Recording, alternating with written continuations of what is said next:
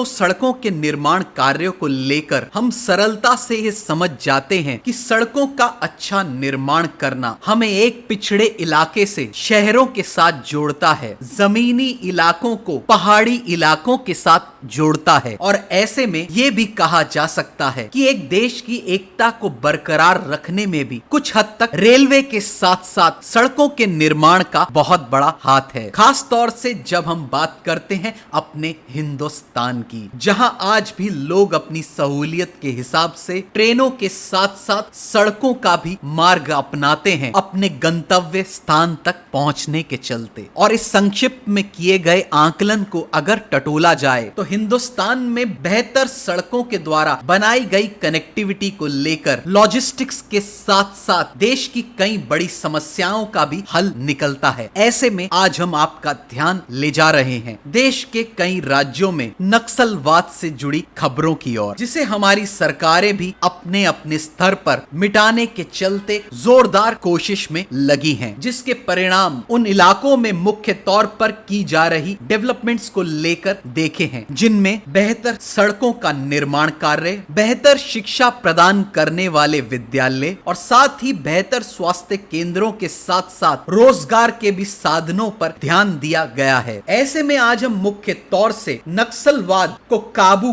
करने के चलते उन इलाकों में सड़कों के निर्माण से जुड़ी अहमियत पर रोशनी डालेंगे। ऐसे में उदाहरण के तौर पर पिछले दिनों आई एक खबर के मुताबिक नक्सलवाद और माओइज्म से जूझने के चलते सरकारें उन इलाकों में बेहतर कनेक्टिविटी के चलते सड़कों के निर्माण कार्य की प्रगति की गति को तेजी से बढ़ाने की बात कर रही है, जिसमें 2022 की एक खबर के मुताबिक केंद्र सरकार ने मध्य प्रदेश में माओइज्म से जूझ रहे बालाघाट में 28 से 34 सड़कों के निर्माण कार्यों को हरी झंडी देने की बात की थी, क्योंकि ऐसा कहा जाता है कि जब एक क्षेत्र में बेहतर कनेक्टिविटी के चलते सड़कों का निर्माण पूर्ण रूप से कर दिया जाता है तो वहां पर खास तौर से जुड़ी माइस्ट एक्टिविटीज को एडमिनिस्ट्रेशन और सिक्योरिटी एजेंसीज द्वारा काबू किया जा सकता है। और ऐसे में आगे हम आपको ये भी बता दें कि इसके अलावा भी अन्य नक्सलवाद से जुड़े राज्यों में भी प्रगति की गति को काफी गंभीरता से लिया जा रहा है। और ऐसा केंद्र सरकार की लेफ्ट विंग